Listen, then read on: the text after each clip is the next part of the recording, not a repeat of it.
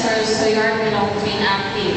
While inactive students, meaning you are presently involved. So we will consolidate your transcript or your permanent papers. Okay. Keeps an up-to-date roster of graduates and other statistical data related to the function of his office. So we will be the one to keep your reports, either what year your graduated. In our office, we keep 1930s to 1940s until present, the record of the students, our graduates. Assumes responsibility for all documents signed, certified by him. So all the documents that is considered or that's responsible with the register. So he will sign that certified, and he will sign and certify that kind of documents. Okay, next.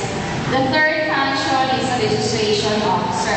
Okay, plans and executes registration procedure in coordination with the DIN. So what are the registration procedure? So the registrar will coordinate also to the DIN.